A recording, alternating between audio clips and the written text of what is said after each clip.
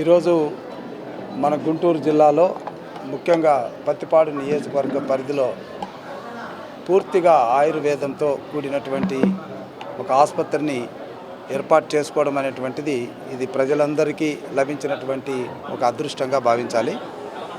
ముఖ్యంగా మరి ఇక్కడ ఈ హాస్పిటల్ నిర్వహించడానికి పూనుకున్నటువంటి డాక్టర్లు కూడా పూర్తి స్థాయిలో క్వాలిఫైడ్ అయినటువంటి ఎండీస్గా చేశారు. ముఖ్యంగా మనం అనుకుంటే ఈరోజు ప్రతి మనిషి పుట్టుక కూడా సహజ ధర్మంగా ఉంటుంది. అంటే ఈ సమాజంలో పుట్టడం అనేది, ప్రకృతిలో పుట్టడం అనేది, ప్రకృతిలో పెరగడం అనేది సహజంగానే లభిస్తుంది. అలాంటి మనిషికి వచ్చినటువంటి రుగ్మత ఏదైతే రోగం వస్తుందో అది నేచర్తోనే బాగవుతుంది అన్నటువంటిది కూడా ధర్మమే. అందులో కొత్తగా సైన్స్ ఏం లేదు.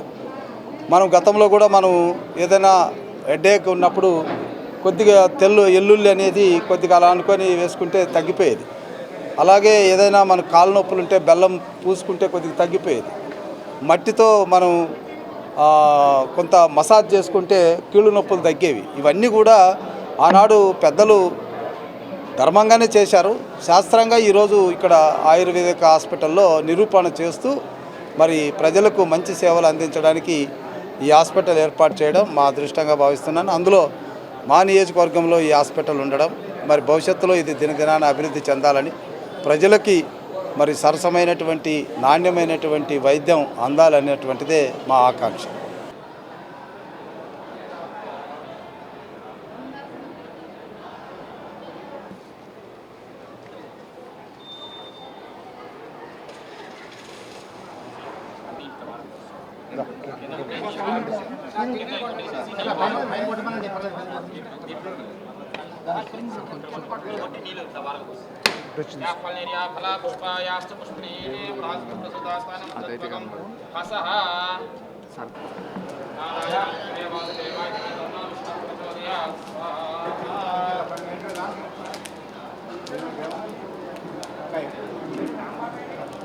సరం దీర్ఘమాయుః రోదనో రోదమానః మనః కళ్యాణః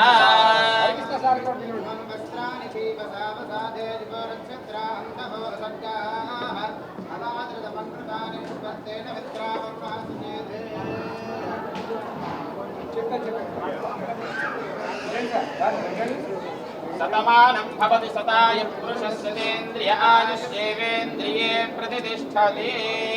ఇలా చూడండి.